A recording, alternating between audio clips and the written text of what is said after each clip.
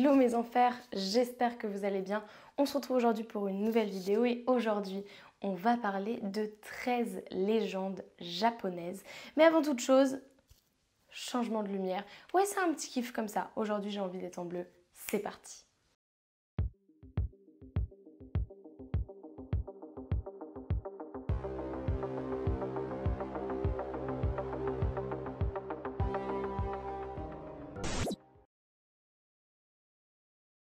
Propre à la mythologie japonaise, Kushisake Onna signifie la femme à la bouche fendue. En fait, c'est l'histoire d'une femme qui a été défigurée par son mari jaloux. Elle s'est ensuite transformée en esprit maléfique, assoiffé de vengeance. Son mari, un samouraï, pensait que sa femme le trompait et donc pour la punir, il lui a fendu la bouche de part et d'autre du visage et lui a ensuite demandé « Qui te trouvera belle maintenant ?» Depuis ce jour, elle errait à la tombée de la nuit, elle sort surtout les jours de brouillard et malheur à ceux qui la croiseraient, elle se cache derrière un masque chirurgical et vous posera une question. En général, elle s'en prend aux enfants et aux adolescents. Si tu ne réponds pas à la question, elle se saisira de sa paire de ciseaux et te coupera la bouche. Si tu réponds oui, elle enlèvera son masque chirurgical et te demandera « Et maintenant, me trouves-tu toujours belle ?» À cette deuxième question, si tu ne réponds pas, elle coupera ton corps en deux et si tu réponds oui, elle te tranchera la bouche. Pour éviter d'avoir la bouche fendue à ton tour, réponds-lui tout simplement « Et toi, me trouves-tu belle ?» ou « beau » si t'es un homme. En théorie, elle devrait partir à ce moment-là. Et si elle ne part pas, propose-lui des bonbons. Elle te trouvera alors sympathique et partira d'elle-même. À noter que quoi qu'il arrive, si elle n'est pas satisfaite de ta réponse, elle ne partira pas. Et elle l'attendra d'être satisfaite. Et si elle part mais qu'elle n'est pas satisfaite, elle reviendra toujours te hanter. D'après la légende, Teke Teke est le fantôme d'une jeune fille qui s'est retrouvée sur les voies d'un chemin de fer et qui a été coupée en deux par un train qui arrivait en sens inverse. Puis, alimentée par une haine diabolique, elle serait devenue un esprit et serait prête à tout pour se venger. Armée d'une faux, elle se laisse glisser sur le sol pour se déplacer et apparemment son déplacement serait accompagné d'une sorte de bruit métallique, ce qui lui vaudra le nom de Teke Teke. Quand elle croise quelqu'un, si sa victime n'est pas suffisamment rapide, elle la coupe en deux au niveau du tronc et donc les victimes deviennent à leur tour des Teke Teke. La légende raconte qu'un écolier rentrait de l'école, dans la pénombre, il a aperçu une jeune fille derrière une fenêtre qu'il trouvait plutôt jolie. Il lui sourit, la jeune fille lui sourit en retour et quelques secondes plus tard, cette jeune fille bondit de la fenêtre. L'écolier se rend alors compte qu'en fait, ce n'est qu'un demi-corps. Elle le poursuit, l'écolier terrifié ne bouge pas et elle lui coupe le corps en deux. Le tunnel Kiyotaki, construit en 1927, serait hanté par les esprits des ouvriers morts durant sa construction. Long de 444 mètres, le tunnel est d'autant plus maudit que le chiffre 4 est l'équivalent du chiffre 13 pour les Japonais. Si vous vous aventurez en voiture dans ce tunnel, les esprits rentreront dans votre voiture pour provoquer un accident. Et chaque nouvelle victime resterait coincée dans ce tunnel. Si vous êtes simplement curieux et que vous voulez juste rester à l'extérieur et observer l'intérieur du tunnel, gare à vous, si vous croisez un fantôme, vous mourrez dans d'atroces souffrances. Et apparemment, la longueur du tunnel change au cours de la journée. On parle d'un jeu d'enfant qui s'appelle Kagome. Kagome, les enfants choisissent un enfant, désignent un enfant en tant que Oni, c'est-à-dire ogre ou démon. Puis ils se mettent autour de lui, se tiennent la main et tournent autour de lui. L'enfant est au milieu, assis, les yeux fermés, et ceux qui sont autour en train de tourner autour de lui entament une chanson. Lorsque la comptine s'arrête, le Oni, l'enfant au milieu, prononce le prénom de l'enfant qui se trouve derrière lui, sans savoir qui il est.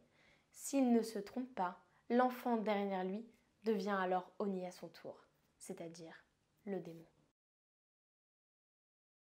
Onibaba est un yokai du folklore japonais, c'est l'histoire d'un monstre qui se transforme en vieille femme. Polie et inoffensive au premier abord, elle se plaît à cuisiner les humains pour les manger entièrement. Elle est présente dans de nombreuses légendes et je vais vous raconter la légende que j'ai trouvée le plus souvent, qui est revenue le plus souvent, celle d'une petite fille née dans une famille riche à Kyoto et qui était muette. Visiblement, la seule manière pour qu'elle retrouve la parole est de manger, attention, un foie frais d'un fœtus vivant. Cette petite fille a une nourrice et donc cette nourrice part en quête de ce foie frais. Avant de partir, elle donne à la petite fille une amulette de protection pour que la petite fille la garde sur elle et que ça la protège. Cette nourrice part en quête pendant des années d'une femme enceinte. Elle essaye de trouver une femme enceinte qui voudrait bien lui donner son fœtus, sauf que forcément aucune femme enceinte n'accepte. Donc pendant de nombreuses années, elle va targeter comme ça plusieurs femmes enceintes jusqu'à un moment où elle trouve la femme enceinte parfaite. Elle la voit, elle lui bondit dessus, elle l'éventre, elle extirpe le fœtus et elle arrache le foie. Seulement voilà, une fois tuée, la nourrice se rend compte que sur cette femme morte, il y a une amulette de protection. Et cette amulette de protection est la même amulette qu'elle avait donnée à la petite fille auparavant. Donc la petite fille est la femme enceinte. La nourrice devient complètement folle, elle devient alors un yokai et se met à attaquer les passants et à dévorer leur chair. L'enfer de Tomino est un poème au son meurtrier. Donc en fait, c'est un poème qui, lorsqu'on le récite, tue la personne. D'après la légende, le prononcer à voix haute causerait la mort. Je ne vais pas essayer de le prononcer à voix haute. Si vous avez envie d'essayer, libre à vous. Cette malédiction serait susceptible de nous rappeler Gloomy Sunday de Billie Holiday, qui est une chanson aux 200 suicides sortie dans les années 90. Si tu as déjà eu peur en te rendant dans les toilettes publiques le soir, alors cette légende est faite pour toi. Akamanto est un esprit qui entrait les toilettes des femmes et plus particulièrement la dernière cabine. Cet esprit porterait un masque rouge. Imagine, tu te rends aux toilettes, tu t'assois sur la cuvette tranquillement. Non, en fait, non, t'assois pas sur la cuvette, c'est des toilettes publiques, c'est dégueulasse. Bref, au moment où tu veux faire pipi, une mystérieuse voix te demande « Est-ce que tu préfères le papier rouge ou le papier bleu ?» Déjà, premièrement, tu flippes parce que c'est pas normal qu'une voix te parle comme ça. Et deuxièmement, c'est quel luxe d'avoir du papier de couleur. D'habitude, c'est blanc ou le rose un peu bizarre là, vous voyez ce dont je veux parler? Sacré dilemme. Si tu choisis le rouge, ta peau sera déchirée jusqu'à ce que tes vêtements s'imbibent de ton sang. Si tu choisis le bleu, tu seras étranglé jusqu'à ce que ta peau devienne bleue. À toi de faire le bon choix. Ah, et si tu demandes une autre couleur, des mains apparaîtront de la cuvette et t'attraperont, si tu es encore assis sur les toilettes. Ton seul moyen donc de t'en sortir est de refuser le choix et de partir, avec la possibilité que ça te gratte ensuite les fesses. Allez, on parle encore de toilettes. Sais-tu qu'au Japon, il y a une histoire qui raconte qu'un fantôme hante les 3e toilettes du 3e étage d'une école de filles. Son nom est Hanako-san, le fantôme des toilettes japonaises. Visiblement, c'est l'esprit d'une petite fille qui se serait suicidée à cause de moqueries de ses camarades, mais d'autres versions disent qu'en fait, elle a voulu se réfugier dans les toilettes lors d'un bombardement et qu'elle y est décédée. Elle demeure un esprit vengeur et malsain et chaque école a sa propre version de l'histoire. Cependant, chaque version de l'histoire fait froid dans le dos. Rassurez-vous, ce fantôme n'a pas de passeport et ne peut donc pas voyager jusqu'en France. Il s'agit d'une petite fille aux cheveux noirs, parfois ses cheveux sont longs, d'autres fois ils sont coupés, elle a le visage pâle, des grands yeux brillants et a un uniforme d'écolière ou bien une jupe rouge. Visiblement, elle reste quand même inoffensive et elle ne se manifeste que lorsqu'on l'appelle. Et là, on n'est pas trop sûr de comment l'appeler, il y a plusieurs versions qui existent. La première, il suffirait de taper 3 fois à la 3e porte des toilettes et demander « Est-ce que tu es là, Hanako-san ?»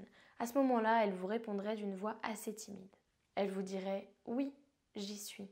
D'autres disent qu'il faudrait répéter son nom 3 fois « Hanako-san, Hanako-san, Hanako-san » devant un miroir et ensuite elle emmènerait la personne dans les toilettes.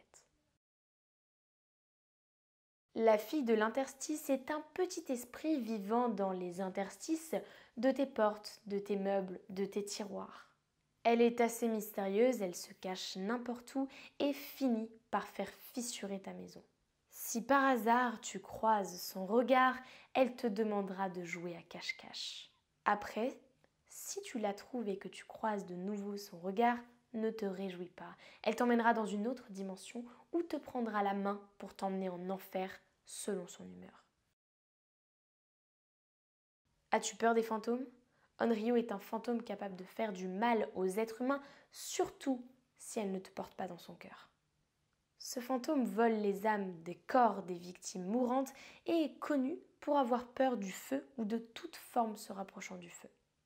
En général, ce sont des personnes qui sont mortes avec des passions si fortes en elles que leur âme est incapable de transmettre. Ça peut être la jalousie, la folie, la rage ou encore la haine.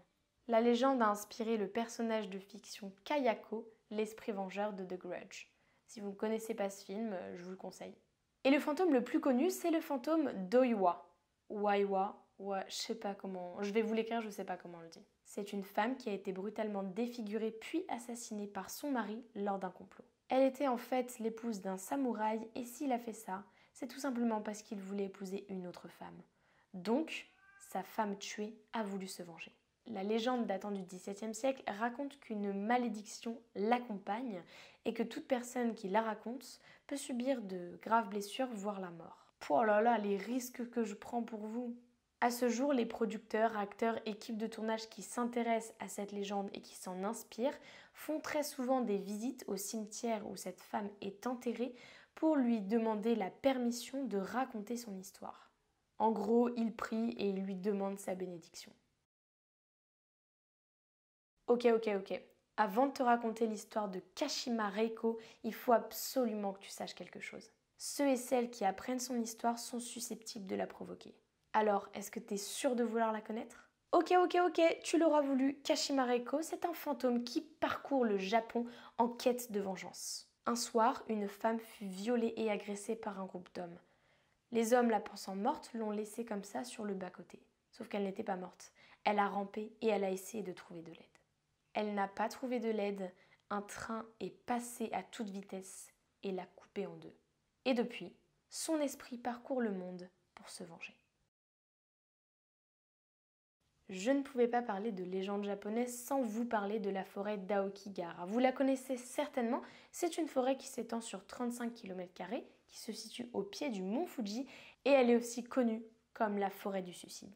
Cette forêt est relativement jeune puisqu'elle date de 1200 ans et elle est connue sous le nom de Jukai qui signifie littéralement mer d'arbres.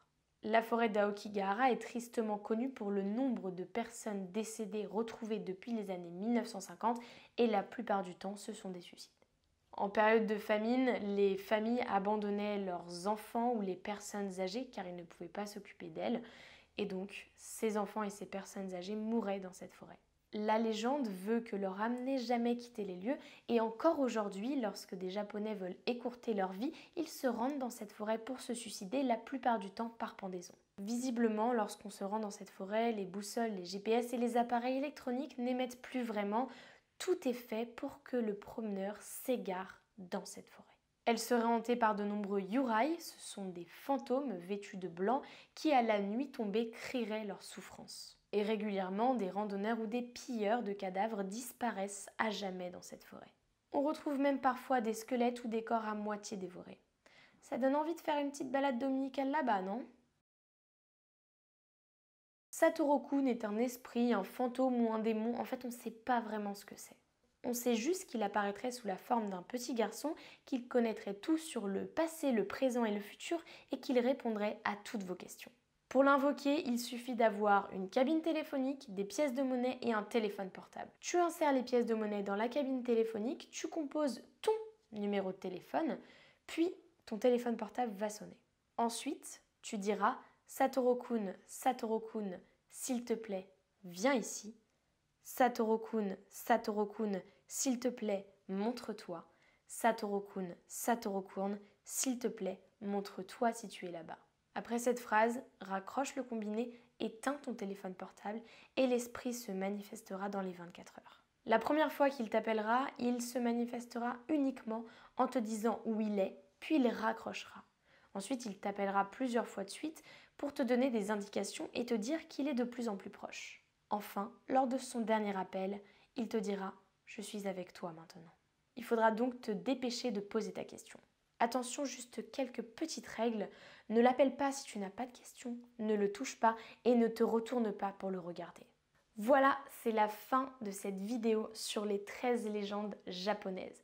J'espère que ça t'aura plu. Dis-moi dans les commentaires si tu aimes bien aussi ce genre de vidéo où je raconte un peu des légendes, des histoires paranormales.